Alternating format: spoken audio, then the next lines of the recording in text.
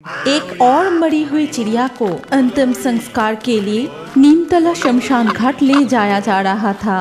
बोलो होरी होरी बोल, बोलो होरी होरी बोल, बोलो होरी होरी बोल, बोलो होरी होरी बोल। अरे भाई जल्दी चलो, शाम होने से पहले ही हमें यहाँ से निकलना पड़ेगा। पता है ना क्या होगा, यहाँ से एक भी चिड़िया जिंदा नहीं लौटेगा। जल्दी चलो सब। फिर वो सभी जल्दी ही शमशान की ओर चले गए। फिर वहाँ पहुँच के चिता में आग लगाते हैं। तब लगभग शाम हो चुकी थी। तब चिता की आग बहुत तेज जल रही थी। शमशान घाट में चारों ओर अंधेरा छा गया और कभी कभी शमशान घाट के आसपास से लोमड़ियों के झुंड की आवाज सुनाई दे रही थी। अगर जीना चाहते हो तो यहाँ से भाग जाओ। थोड़ी देर बाद अचानक शमशान में और एक तांडव शुरू हो गया। अचानक तेज हवा चलने लगी, पेड़ की शाखाएं टूट के गिरने लगी। वो देखो, भूतों का तांडव शुरू हो गया है। भागो सभी भागो, नहीं तो आज हम सभी मारे जाएंगे। तभी एक और भी भयानक घटना घटी। वो चिड़िया जलती हुई चिता में बैठकर पंख फड़फड़ाने लगी और उनके तरफ देख के जोर जोर से हंसने लगा।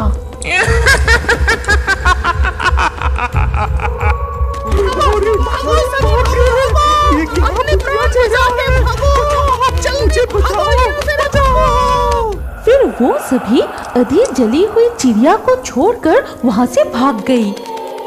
नीमतला के इस शमशान घाट में ऐसी ऐसी भूतिया घटना घटती है। कोई चिड़िया दिन में भी वहाँ आने से डरते हैं, कोई वहाँ अकेले आने की हिम्मत नहीं करता, और अगर गलती से भी कोई शाम के बाद वहाँ आ भी जाए तो वो जिंदा नहीं बचते। उसका मौत बहुत ही भयंकर और दर्दनाक होता था, क्योंकि उस शमशान घाट में रहते थे एक चुड़ैल और एक डायन, जिसकी मृत्यु एक दुर्घटना से हुई थी। मुझे ये आधा सड़ा हुआ मांस नहीं खाना। कब से मैंने कच्चा मांस नहीं खाया। कितने दिन हो गए, ताजे खून की खुशबू भी नहीं मिली। अब तो कोई इस शमशान में अकेला आता ही नहीं। कोई तांत्रिक चिड़िया भी यहाँ यज्ञ करने के लिए नहीं आते कि उसको ही मार के अपना प्यास बुझाओ। कल ही कौशिकी अमावस्या है और इसीलिए हमारा ताकत दुगना हो जाएगा। कल हम यहाँ से ही कोई ना कोई शिकार जरूर ढूंढ लेंगे। अगली सुबह पास वाले जंगल के मैक्स ईगल इस जंगल के बाजार में बॉबी गीत की मांस की दुकान पर आए और बोले, बॉबी गीत, ये मुर्गे का मांस कितना करके दे रहे हो? अगर काट के देंगे तो 220 रुपया प्रति किलो। अगर आप जिंदा मुर्गा लेंगे तो दाम कुछ कम होगा। ईगल जी, आप कितना किलो लेंगे? अरे नहीं नहीं, अभी नहीं लूंगा। आज रात को मेरे घर पर एक छोटा सा पार्टी है। मेरे 2 बिटिया का आज जन्मदिन है और मुझे आज शाम तक 10-12 किलो ये मुर्गे का मांस चाहिए। क्या तुम ये मांस मेरे घर तक पहुंचा सकते हो? जी, आपको चिंता करने की कोई जरूरत नहीं। ठीक समय पर मांस आपके घर पहुंच जाएगा। आप बस पता बता दीजिए। लेकिन नीमतला शमशान घाट पार करके मेरा घर जा पाओगे ना? बॉबी गीत मन ही मन कुछ सोचने के बाद मैक्स ईगल जी से कहा, मैं भूतों से नहीं डरता। आप बिल्कुल निश्चिंत रहिए बाबू। शाम होने से पहले मैं मांस लेके पहुंच जाऊंगा। शाम होने से ठीक पहले बॉबी गीत अपने ठेले पर 6-7 मुर्गियां बांधकर मैक्स ईगल जी के घर जाने के लिए तैयारी कर रहा था। नहीं, शाम होने से पहले ये सारे मुर्गियां डिलीवरी करना पड़ेगा, नहीं तो लौटने में रात हो जाएगा। सुना है वहाँ पर भूत रहता है। उसके ऊपर आज कौशिकी अमावस्या है। आज भूतों का ताकत दुगनी हो जाती है। जल्दी जाना पड़ेगा। फिर वो थैला लेकर राम का नाम जपते हुए निकल पड़ता है। भूत से मैं डरता नहीं, राम जी है सीने में। वो जीवन तो बेकार है डर डर से जीने में। नहीं नहीं, उस शमशान घाट की चुड़ैल मेरा कुछ नहीं बिगड़ सकता। मेरा इस हाथ में ताबीज है, मुझे डरने की कोई जरूरत नहीं। जल्दी जाता हूँ मैं। हा हा हा, चिड़िया की सुगंध, मैंने ठीक ही पहचाना, गीत पंछी की सुगंध। मुर्गी की आवाज भी सुनाई दे रही है, जरूर कोई आ रहा है। हा हा हा, आने दे उसको, फिर उसे मार के खून पीऊंगी। फिर बॉबी गीत शमशान घाट के पास पहुंच के जैसे ही वो सेवड़ा पेड़ के नीचे आए, तभी डायन और चुड़ैल उनके सामने कूदते हैं। अचानक ऐसी डरावनी चेहरा देख के बॉबी गीत अपना ठेला लेकर वहीं रुक गया। मुझे छोड़ दो, मुझे मत मारो। मैं पास वाले जंगल में ये मुर्गियाँ डिलीवरी करने जा रहा हूँ। मेरा कोई दोस्त नहीं। तुम चाहो तो यहाँ से एक मुर्गे ले सकते हो। मुझे छोड़ दो, मुझे मत मारो। एक मुर्गा लेंगे?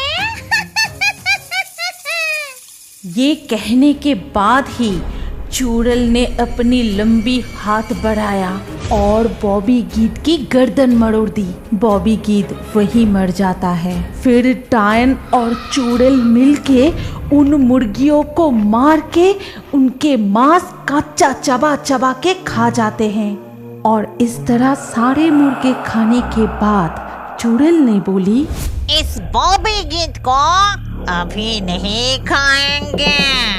चलो इसका रूप लेके हम जंगल के उस घर में जाते हैं, वहाँ और भी मांस मिलेगा। लेकिन हमने तो सारे मुर्गी खा ली, अब हम क्या लेकर जाएंगे? ये देखो मेरा कमाल। ये कह के चुड़ैल ने बॉबी गीत को एक बड़ा सा मुर्गा बना देता है। फिर उसको ठेले में उठा के चुड़ैल और डायन अपना रूप बदलकर मैक्स ईगल जी की घर की तरफ जाते हैं। वहाँ पहुँचने पर मैक्स ईगल उनसे कहते हैं, ए गीद, इतना देर क्यों लगाया? और ये क्या, सिर्फ एक मुर्गे लाए हो? इतने में सब मेहमान का कैसे होगा? आप चिंता मत कीजिए, इस मुर्गी से ही सब मेहमान का खाना हो जाएगा। मैं अभी इस मुर्गी को काट देता हूँ और मेरा ये सहायक मांस पका देगा। देखना, खाने के बाद सब मेहमान बहुत तारीफ करेगा। बॉबी गीत, तुम्हारा चेहरा कुछ अलग सा लग रहा है। छोड़ो, अपना काम जल्दी करो। फिर डायन और चुड़ैल रसोई में जाते हैं और वहाँ उन्हें तरह तरह की स्वादिष्ट खाना दिखाई देता है। खाना देख के चुड़ैल ने बोली, बहुत सारे खाना, कितने दिन हो गए हम स्वादिष्ट खाना नहीं खाए। तूने ठीक ही कहा।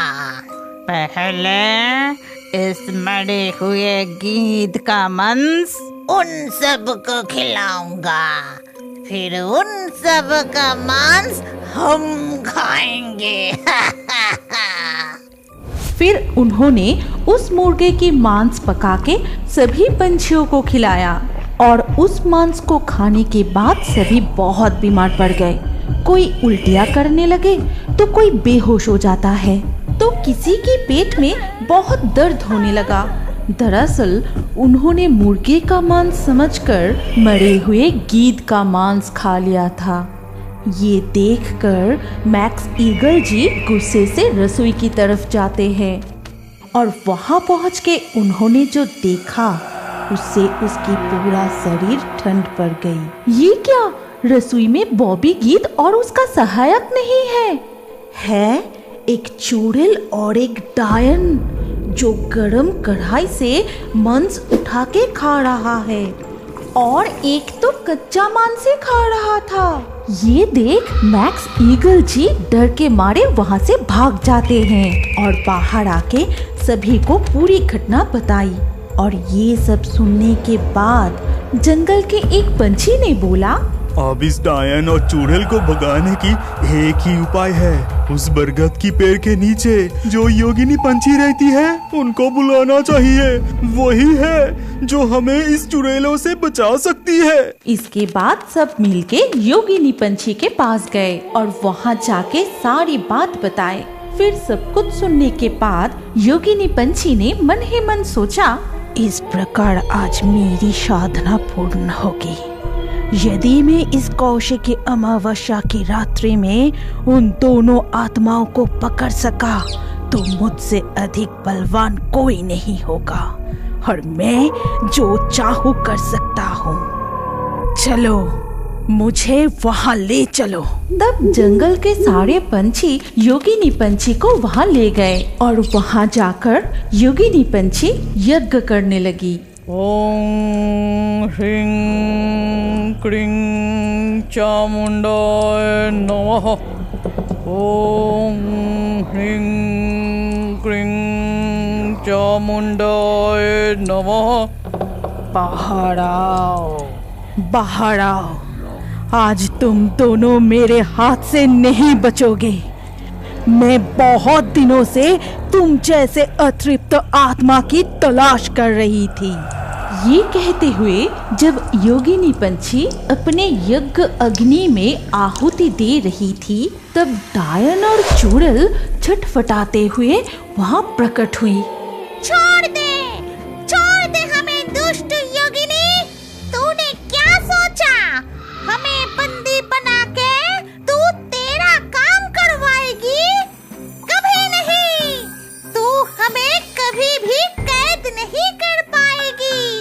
छोड़ दे हमें, दुष्ट योगिनी, छोड़ दे। इतना बड़ा साहस तो ये ले। ये कह के योगिनी माँ कई तरह की मंत्र जपने लगी और उन दोनों आत्माओं को अपनी कुंडली में बंदी बनाकर योगिनी माँ ने बोली, अब डरने की कोई बात नहीं। ये दो आत्मा किसी का कुछ नहीं कर पाएगा। तुम सब निश्चिंत रहो। इतना कहकर योगिनी पंछी वहाँ से चले गए। लेकिन अगली सुबह सारे पंछियों ने देखा कि उसी बरगद की पेड़ के नीचे योगिनी चिड़िया मर के पड़ा हुआ है।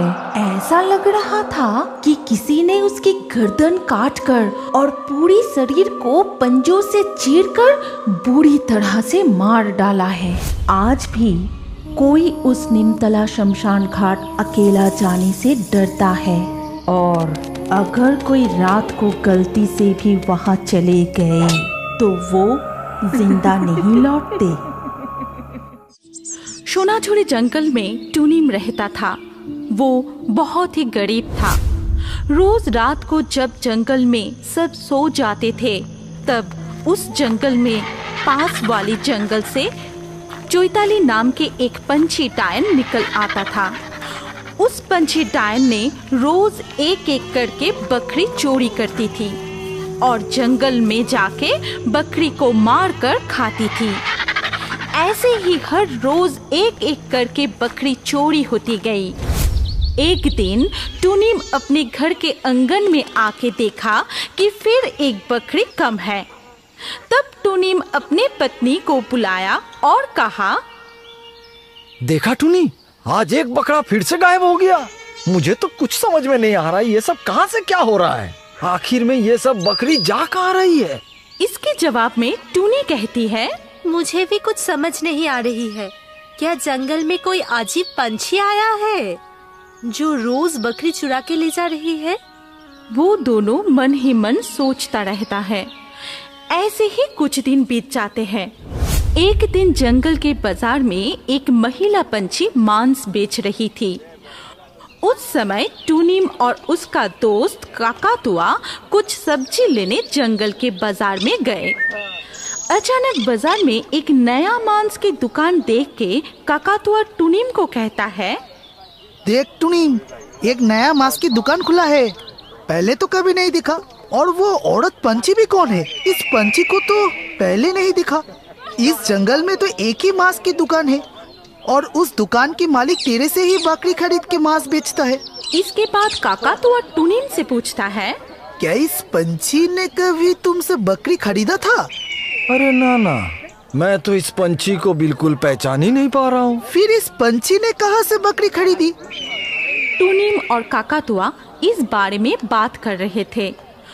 वो दोनों दुकान के सामने जाके पूछा कि अच्छा, आप कहाँ से बकरी खरीद के यहाँ पे बेच रही है? पहले तो इस जंगल में आपको कभी देखा नहीं है। उस पंछी ने कुछ कहना ही नहीं चाहती थी। वो सिर्फ ये बोली कि आप लोगों को उससे क्या लेना देना है? मांस लेना है तो लीजिए, नहीं तो यहाँ से जाइए। ज्यादा कुछ जानने की जरूरत नहीं है। ये बात सुन के टुनिम और काकातुआ और बात ना बढ़ाकर वहाँ से चला जाता है। शाम को जब टुनिम और टुनी दोनों मिलके बातें कर रहे थे, तभी टुनिम टुनी से कहते हैं, आज सुबह मैंने देखा बाजार में एक नया मांस की दुकान खुला है और एक महिला पंछी वहाँ पे मांस बेच रही है। मुझे तो ये समझ में नहीं आया वो पंछी कहाँ से मांस खरीद रही है। ये सुन के टुनी ने कहा, कहीं ये औरत एक बकरी चोर तो नहीं है जो हर रोज हमारी बकरी चुरा रही है? अरे ना, ये कभी भी नहीं हो सकता। देखो, बकरी तो हम बांध के रखते हैं और सब दुकानदार हमारे घर में आके ही वो खरीद के ले जाता है।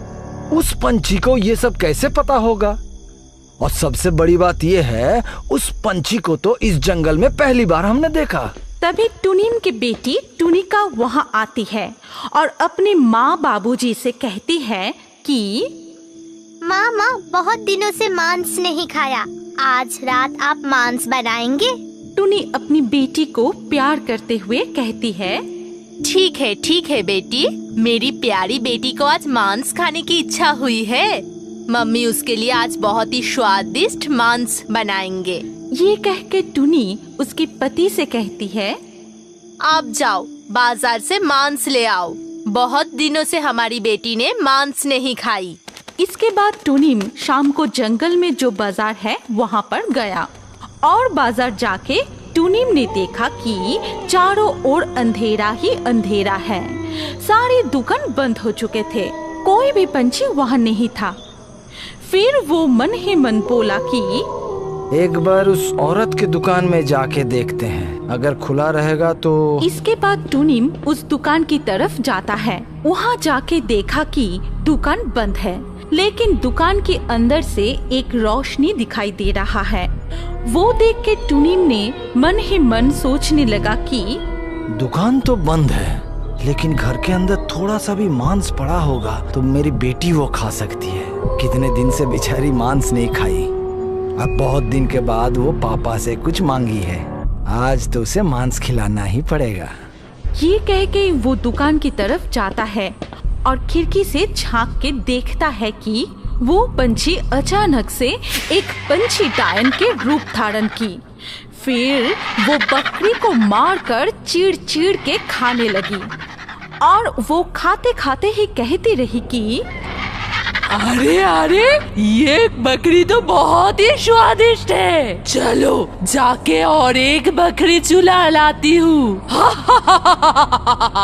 उस बकरी को काटकर आधा खा लूंगी और आधा कल सुबह दुकान पर बेच दूंगी। बहुत मजा आएगा। टुनिम ये सब देखते और सुनते हुए दरवाजा खोल के सीधा अंदर चला गया और पंछी डायन से पूछा कि तुम क्यों मेरे दुकान से बकरी चुरा के लाती हो? क्या चाहती हो तुम? देखो, हम लोग बहुत गरीब पंछी हैं, हमारा इतना नुकसान करके तुम्हें क्या मिल रहा है? ये सुनकर पंछी डायन ने टुनिम से कहता है, तेरी इतनी हिम्मत, तू अंदर आके मुझसे इतना सवाल कर रही है, आज तो तुझे ही मार के खा जाऊंगी। ये बात सुन के टुनिम बहुत डर जाता है और वो पंछी डायन से कहता है, मुझे छोड़ दो, मुझे माफ कर दो, भगवान के लिए मुझे छोड़ दो। लेकिन वो पंछी डायन कोई भी बात सुनने के लिए राजी नहीं थी और वो जब टुनिम को पकड़ने चाहती है तभी वहाँ पर टुनी पहुँच जाती है और कहती है, मुझे पहले से ही पता थी ऐसी कुछ होने वाली है।